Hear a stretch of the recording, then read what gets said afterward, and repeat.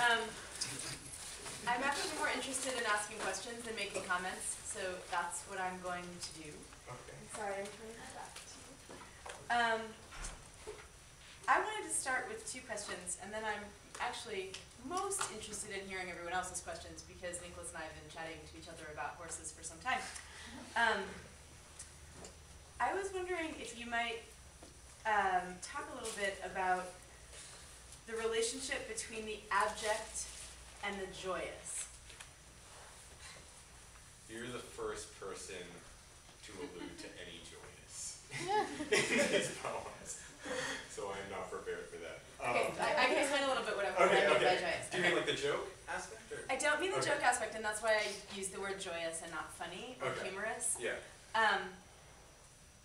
The poems are they are abject. They are at moments grotesque and deeply engaged in human and other living beings' suffering. Yeah. But at the same time, there's a really deep, palpable, and very beautiful tenderness to many of the poems. And not just that, but there's the sense that the person who wrote these poems feels a deep tenderness toward language, right? Like there's, even in the little words, and particularly in the simplicity and clarity of tone, there's a real adoration for what it is to communicate. And to me, that combination of difficulty and adoration, I think of as joy. And it may also be funny. I'm not saying, like, I'm sort of less interested in that right now than having you talk about the relationship of suffering and the abject to... Yeah, no, I totally know what you mean. And yeah, it's absolutely there. I mean, I'm a real schmaltz master, and I like, just like, if something's got like, you know, like, my favorite band is the Ramones, and something just has like a hook, like, I'm in, you know what I mean?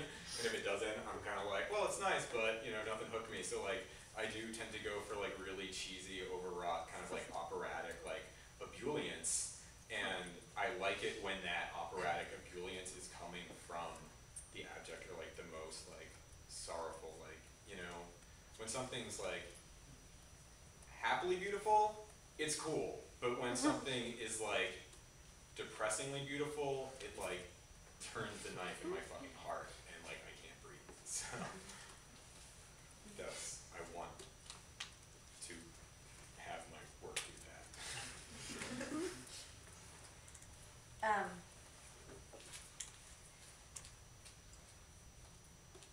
So I had a question that I wanted to attach to a quote, but I'm not sure that I know how to articulate how those the ligatures between them, or the ligaments between them. So maybe I'll just say the quote and I'll ask the question. Yeah. And then I'll let y'all smart people make those connections.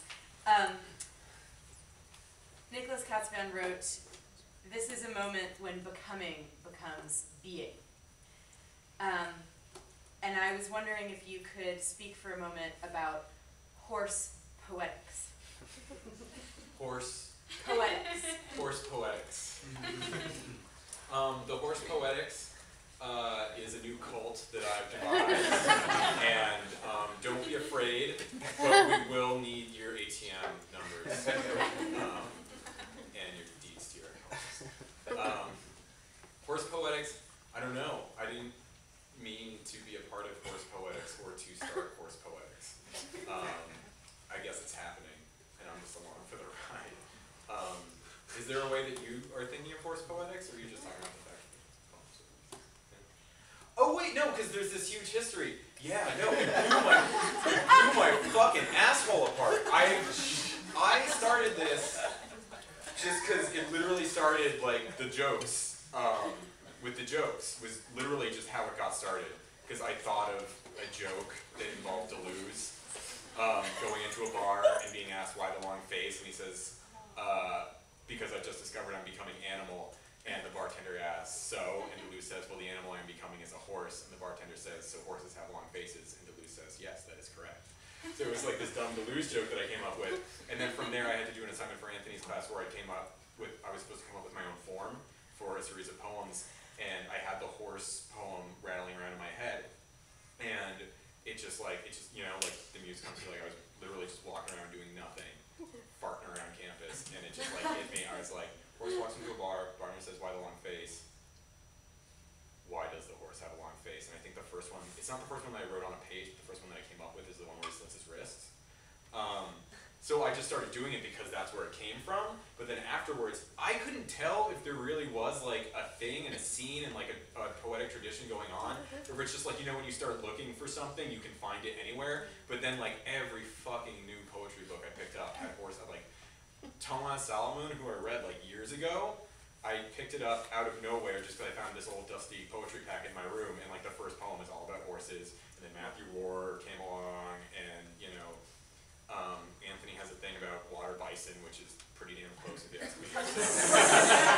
and then I found this anthology that Charles Simic translated of Serbian poetry, and it's called The Horse Has Six Legs. It's like everywhere I looked, horses were in literature. And then I remember that scene in All Quiet on the Western Front from high school, where like the guy's looking around at the no man's land, like the one image he hooks onto is like a horse whose gut was torn open. He's like running around, he's getting like tangled in his own guts. You know that, Bruce? You look like you know it. Yeah, it's horrible. So all of a sudden, just horses were everywhere, and I was just, I guess, I was happy to find myself a part of it, and I don't have much to say on it other than that. And I hope I added something new to it. I have a question for you, Nick. Yeah. I know that personally you're very influenced by the New York school, and so I was wondering if you could talk about what you're attempting to do in your poems that differs from, say, like a Frank O'Hare and that kind of stuff. Because I know that's the background you sort of come from, so I'm interested in what you see your poems as doing differently and what you hope to sort of accomplish. Well, they are more narrative than Ashbery, but more imagistic and not based in like a real storytelling than Frank O'Hara. It's not like I did this, I did that. You know, I went to Bergdorf's, I saw this sculpture, my friend painted sardines. Pretty much sums it up. Yeah. What it comes from is like, it wasn't me breaking away from it, but this is like one of the first things I wrote that honestly, like, one of the first things I did that didn't have that as a major influence. Right. And I guess it came from me not wanting to do the same old thing, and, you know, it came from an assignment where I was supposed to invent my own form. So, literally, I had no option but to kind of like do mine. And I think you'll catch O'Hara and Berrigan in almost everything I do. I can't shake them free. They're like the dingleberries stuck to my butt hair. They're just not coming off. So I may as well enjoy them while I have them.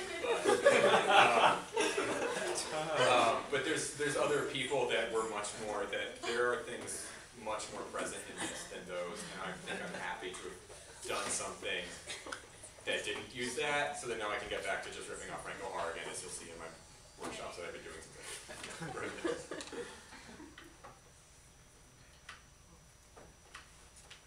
I just kind of have a question about, I don't know, it's so interesting to hear these scenes that are kind of almost like Tennessee Williams, like Jen was saying, these abject scenes, and what happens when you have a horse be one of these characters.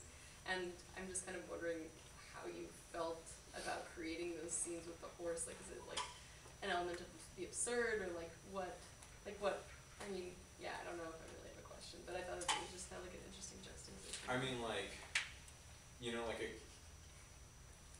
comedian who still like laughs at his own jokes, like years after he's been telling them, like, these still fucking like rip my heart apart when I read like some of them. Like, I'm never not affected by the abjectness or like the true desperation of heart, and like just the way people can be so fucking beaten down by their own minds and the humanity around them. And like, it's never like, and like, even though I'm the one that put that on the page and it shouldn't be a surprise to me, every time I read it, I'm just like, fuck.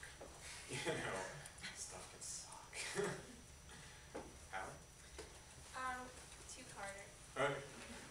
I was wondering about the motif of ghosts in the piece, and I was just, could you talk about it? And I was also wondering about, there are these poems peppered throughout that don't directly reference horses, I believe, and I was wondering what you feel those do for the manuscript as a whole.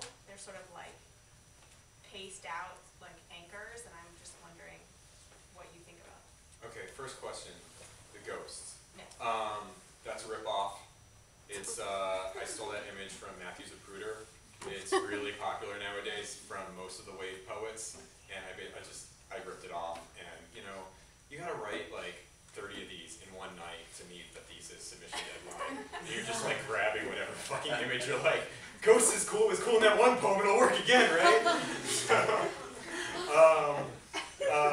Yeah, I really like it, but sometimes I'm like, shit, ghost again, come on, think of something new.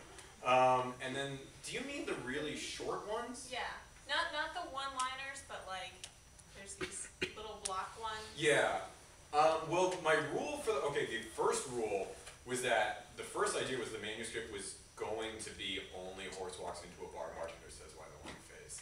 And that form just completely ate itself and started to disintegrate by around the 20th one I wrote.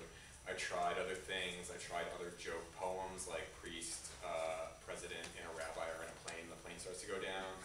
And like I tried everything to like keep the form up, and I was just like, no, I need to move on or else I'm not gonna like get 80 pages out of this or it's just gonna suck anyway.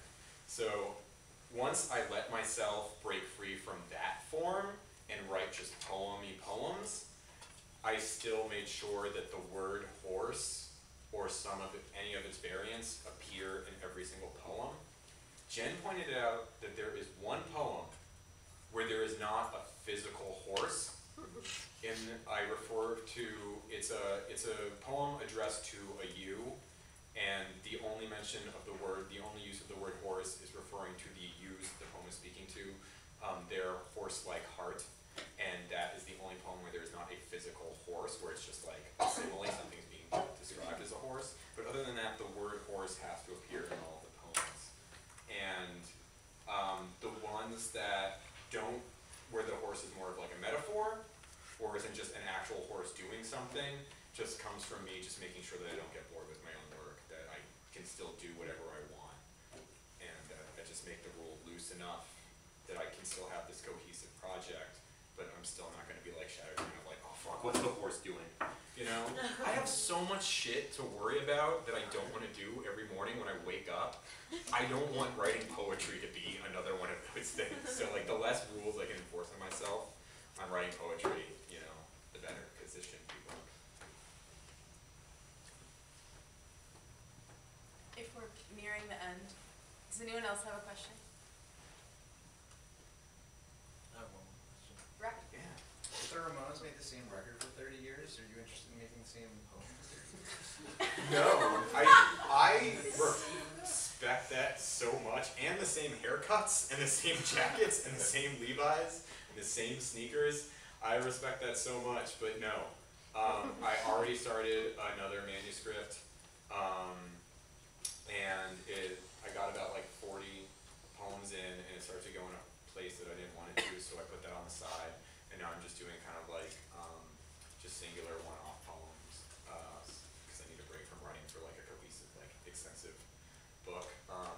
But I like the idea, it's called Horse Poems, and I like the idea that I could do another one of these years down the road. I very much enjoy that fact, and I wouldn't be upset at the idea of doing that, but not any tentative plans. Chuck Close, like, I always think that's kind of silly. Like, Chuck Close, it's like, what is it now, like 50 years, and he's still just fucking painting faces of his friends. And he's like, really? You happy doing that? Or is it just because, like, the moment will take him? Like,